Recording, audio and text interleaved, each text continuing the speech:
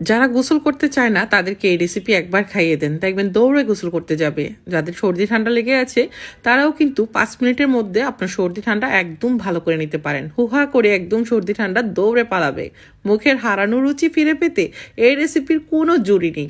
একদিন তৈরি করলে 1 বছর খেতে পারবেন। সারাটা বছর এই একটা দিনের জন্য অপেক্ষা করি, কবে যে এই জিনিসের দাম কমবে। যেদিন এই রেসিপি করবেন, যে রান্না করবে সেই কিন্তু কড়াইতে বসে খেয়ে নেবে। কড়াইতে বসে খাওয়ার সুযোগ আর কোথায়? আমি তো এই রেসিপি শেষ করে 1 মিনিটও অপেক্ষা করতে পারি না, সঙ্গে সঙ্গে কড়াইয়ের মধ্যে এইভাবে ভাত মাখিয়ে নিই। মাখানোর পর যেটা হয়, এক নলা করে সবাইকে দিতে দিতে আমার ভাগ্যে আর কিছুই থাকে না। তো বুঝুন কতটা মজার এই রেসিপিটা। আজকে আপনাদের সঙ্গে দারুণ মজার এই রেসিপি শেয়ার করতে চলে আসলাম। এখানে 1 কেজি কাঁচামরিচ নিয়েছি, সেই সঙ্গে গরম পানিতে দিয়ে দিচ্ছি 4-5টার মতো টমেটোগুলো দিলে টেস্টটা অনেক বেশি ভালো আসে। ঝাল টক, ওফ কি যে মজার এই রেসিপি। পুরোটা দেখেন, যদি ভালো লাগে প্লিজ শেয়ার করতে কেউ ভুলবেন না। এখন তো এই কাঁচামরিচ মাত্র 50 টাকায় 1 কেজি পাওয়া যায়। অন্যান্য জায়গায় তো আরও কমে পাওয়া যায়। আমি যেহেতু উত্তরাতে থাকি, তো এই জায়গাটাতে আবার সব জিনিসের দাম একটু চড়া। তো যাই হোক, চড়া হোক আর বেশি হোক, যাই হোক খেতে তো হবে। তাও তুলনামূলকভাবে এখন কিন্তু এই মরিচের দাম অনেক বেশি। আর কিছুদিন পর এর দাম কিন্তু বেড়ে আকাশে উঠে যাবে। গনে গনে তরকারিতে দিতে হবে। আর এখন যত খুশি তত এইভাবে বানিয়ে নেন আর সারা বছর এনজয় করুন মজাদার এই রেসিপি। সিদ্ধ হয়ে গেল টমেটো আর কাঁচামরিচ, সঙ্গে ছিল সামান্য লবণ। তো লবণটা ছিল বলে কিন্তু তাড়াতাড়ি সিদ্ধ হয়েছে। এখন আমি এটাকে একটু ছড়িয়ে দিলাম যেন ভিতরের গরম ভাবটা বের হয়ে যায়। এখন যে জিনিস বের করলাম, এটার নাম শুনলেই তো আমার খিদা লেগে যায়। এটা হলো শুটকি। আমরা অনেকেই পছন্দ করি, আবার অনেকে পছন্দ করি না।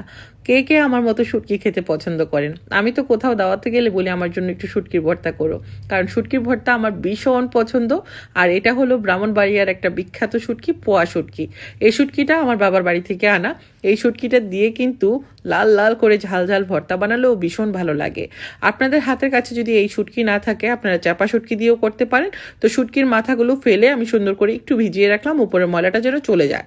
এই ফাঁকে আমি মরিচটাকে ব্লেন্ড করে নিলাম। আর ব্লেন্ড করার পর দেখুন কতটা মিহি হয়ে গেছে না? আপনারা চাইলে কিন্তু শিলপাটাও বেটে নিতে পারেন, যে যেভাবে পছন্দ করেন। তা ব্লেন্ড করে নিলাম সবগুলো মরিচ আর টমেটো। একটা বাটিতে রেখে দিলাম। এখন চুলায় চলে যাচ্ছি। একটা প্যান বসিয়ে দিলাম আর সরিষার তেল দিয়ে দিচ্ছি প্রায় 1 কাপ পরিমাণ।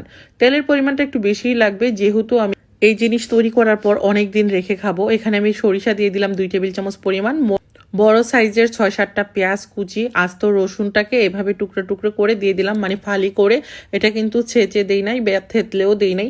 এটা একটা আচারি রেসিপি হচ্ছে, আর খুবই ঝাল, খুবই ইয়াম্মি। এই জিনিস তৈরি করে যখন আপনি রেখে দেবেন, বাসায় যখনই কোনো খাবার তৈরি হবে তার পাশাপাশি যদি এই জিনিস একটু ফ্রিজ থেকে নামিয়ে 1 চামচ নিয়ে নেন, দেখবেন খাবারের স্বাদ কিন্তু অনেক বেড়ে যাবে। বাসায় যখন ভুনা খিচুড়ি অথবা বিরিয়ানি রান্না হবে, 1 টেবিল চামচ একটু প্লেটের পাশে নিয়ে নেবেন, দেখবেন খাবারের টেস্টটাই যেন চেঞ্জ হয়ে যাচ্ছে। এত ভালো লাগে খেতে। যাদের সর্দি ঠান্ডা বা মুখে রুচি নাই, তাদেরকে একদম ঝাল ঝাল করে ভাত মাখিয়ে খাইয়ে দেবেন, অনেক মজা পাবে। সেই সঙ্গে সর্দি ঠান্ডাও দৌড়ে পালিয়ে যাবে। রসুন পেঁয়াজটাকে একটু আলতো করে ভেজে নিয়েছি, আর শুটকিটাকে আমি দেখেই হয়তো বুঝে নিয়েছেন একটু আগুনে ছেঁকে নিয়েছি। তো আগুনে ছেঁকা শুটকিটা কিন্তু আমি এখানে দিয়ে দিয়েছি। আর এখন আমি এখানে দিয়ে দিলাম মরিচের গুঁড়া 2 টেবিল চামচ পরিমাণ, হলুদের গুঁড়া 1 টেবিল চামচ পরিমাণ। সামান্য পানি দিয়ে এখন শুটকিটা ভালো করে এই মশলার সঙ্গে কষিয়ে নিচ্ছি। কষানো হয়ে গেলে এখানে দিয়ে দিব আমি যে মরিচটাকে ব্লেন্ডার করে রেখেছি সেটা। আর সেটা দিয়ে খুব ভালো করে কষাতে হবে। কষাতে কষাতে একদম যখন মানে শুকিয়ে যাবে তখনই কিন্তু আমি নামিয়ে নেব। দেখুন ব্লেন্ডার করা মরিচটাকে আমি দিয়ে দিচ্ছি। তো এখন হলো অনবরত নাড়তে থাকতে হবে, নতুবা কিন্তু হাঁড়িতে লেগে যাবে। এই জিনিস তৈরি করে প্রিয়জনদের বাসায়ও কিন্তু পাঠাতে পারেন, খুশি হয়ে যাবে। পোলাও, মাংস, বিরিয়ানি খেয়েও এত খুশি হবে না যখন এই জিনিস তৈরি করে কাউকে খাওয়াবেন। এটা যেহেতু দীর্ঘদিন রেখে খাওয়া যায়, তাই যাদের জামাইরা দেশের বাইরে আছে একবার তৈরি করে পাঠিয়ে দিবেন, সারা বছর খাবে আর আপনার কথা মনে করবে। এখানে 1 কাপ পরিমাণ আমি টমেটো পিউরি দিয়ে দিলাম। টমেটোর পিউরিটা দিলে হবে কি, একটু টক টক লাগবে। আমি কিন্তু এখানে আগে থেকেও 5-6টা টমেটো দিয়েছি। আর মরিচ সিদ্ধ করার সময় যেহেতু লবণ দিয়েছিলাম, তাই এখন আবার টেস্ট করে দেখলাম লবণের পরিমাণটা আর একটু লাগবে, তাই আবার একটু লবণ দিয়ে দিলাম। এখন অনবরত নেড়ে চেড়ে এটাকে একদম শুকিয়ে নিব। আর দেখে হয়তো বুঝতে পারছেন এটা মানে থিকনেসটা কেমন হচ্ছে। তো এইভাবে নাড়াচাড়া করতে থাকতে হবে, এখান থেকে কিন্তু যাওয়া যাবে না। আর পুরো বাড়িতে কিন্তু এমন এক স্মেল ছড়িয়ে গেছে যে পুরো বাড়িতে এখন ফ্যান অন করে দিতে হচ্ছে আমার জন্য। আর সেই সঙ্গে কিন্তু জানলা দরজা সবই খুলে দিতে হচ্ছে, নতুবা পুরো বাড়িতে যেই শুটকির একটা ফ্লেভার মৌ মৌ করতেছে।